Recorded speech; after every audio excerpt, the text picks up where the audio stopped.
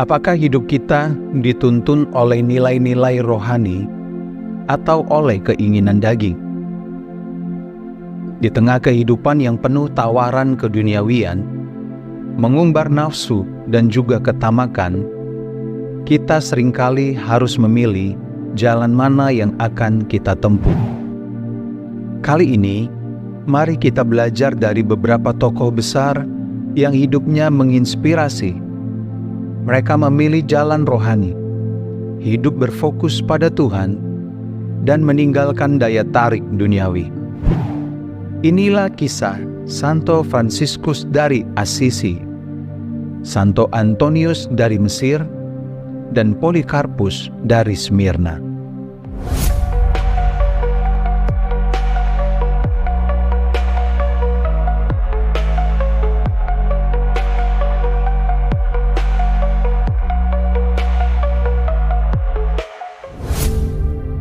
Ketika dunia menawarkan kekayaan, status, dan kenyamanan, para tokoh ini malah memilih untuk berjalan di jalan yang berlawanan.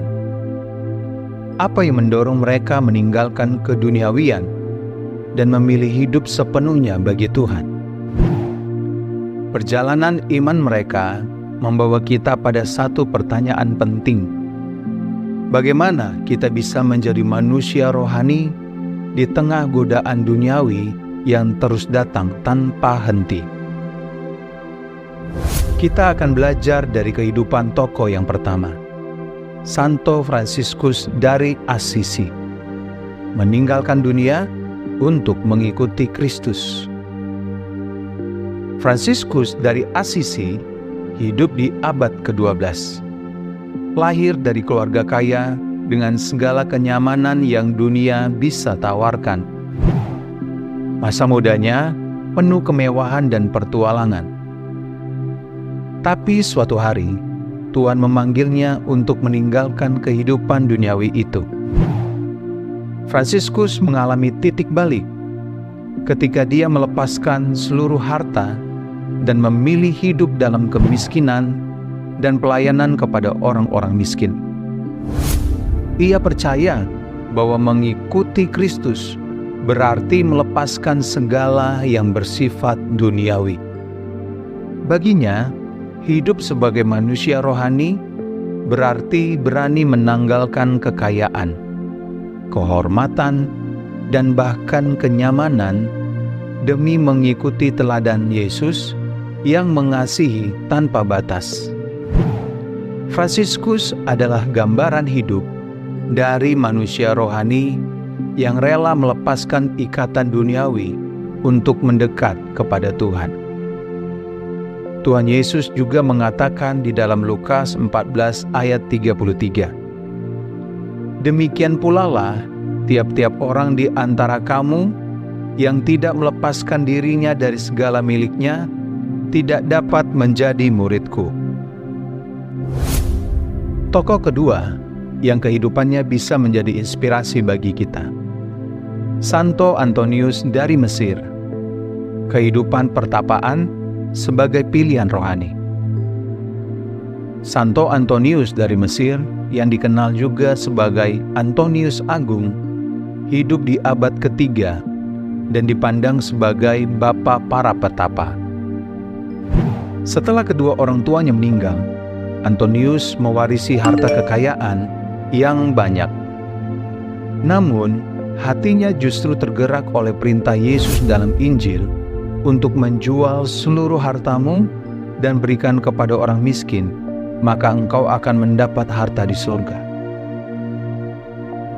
Antonius mengambil langkah radikal, meninggalkan seluruh hartanya, dan mengasingkan diri di padang gurun untuk hidup dalam doa dan penyangkalan diri. Ia memilih hidup jauh dari hiruk-pikuk dunia dan gangguan materi untuk lebih dekat dengan Tuhan. Melalui kisah hidup Antonius, kita melihat bahwa manusia rohani berani untuk menjauhkan diri dari kenyamanan dunia, yang sangat berbeda dengan gairah hidup pada masa postmodern ini, demi meraih kedekatan yang mendalam dengan Allah.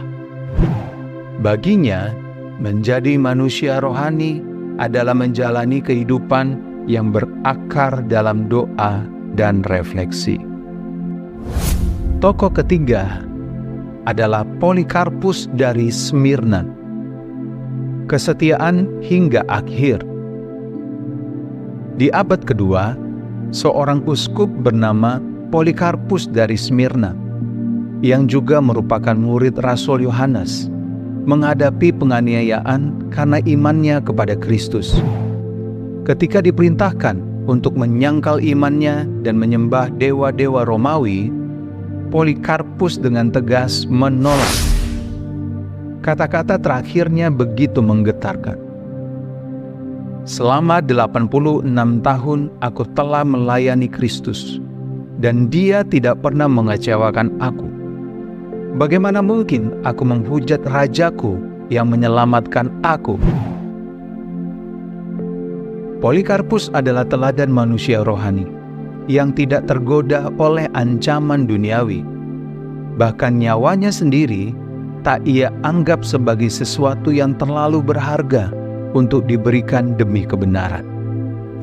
Melalui kisah hidup Polikarpus, kita belajar bahwa manusia rohani hidup dalam keteguhan dan kesetiaan pada Tuhan, meskipun dunia menuntut mereka untuk berkompromi.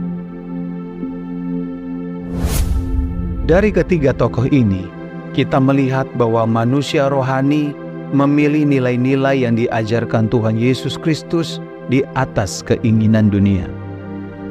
Fransiskus dari Assisi yang rela meninggalkan kekayaan, Antonius yang memilih hidup terpisah dari dunia, dan Polikarpus yang mempertahankan iman di tengah ancaman. Mereka adalah manusia yang hidup bukan untuk kepuasan diri, tetapi untuk kemuliaan Tuhan. Mereka adalah manusia biasa, sama seperti kita. Perbedaannya dengan kita terletak pada fokus dan tujuan hidup.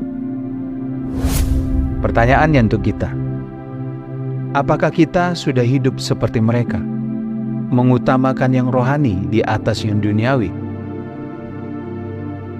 Di dunia yang terus menarik kita dengan daya pikat materi dan kenyamanan, apakah kita berani memilih jalan yang mengarah kepada kedewasaan rohani? Sebuah jalan hidup yang tidak populer dan mahal, serta bertolak belakang dengan gaya hidup dan selera zaman generasi kita sekarang ini. Menjadi manusia rohani bukan berarti kita harus hidup di padang gurun dan melepaskan segalanya. Tetapi hati kita perlu berada di tempat yang benar, berpusat pada Tuhan, bukan pada dunia. Mari kita meneladani ketiga tokoh ini dalam kehidupan kita sehari-hari. Entah dalam kesederhanaan, doa yang dalam, atau kesetiaan yang kokoh, kita bisa hidup sebagaimana manusia rohani di tengah dunia ini. Semoga kisah-kisah mereka menjadi pengingat bahwa kita diciptakan untuk sesuatu yang lebih besar daripada sekadar dunia ini. Kita diciptakan untuk hidup dalam kehendak Tuhan dan menjadi cerminan kasih Allah dan kebenarannya bagi dunia. Terima kasih ya teman-teman karena telah menyaksikan video ini. Jika kisah-kisah ini menyentuh hati Anda dan menjadi berkat, jangan lupa untuk like, share, dan subscribe agar kita dapat terus bertumbuh bersama dalam iman. Sampai jumpa di episode berikutnya. Dan mari kita berjuang untuk menjadi manusia rohani yang setia, rendah hati, dan penuh kasih. Tuhan Yesus memberkati.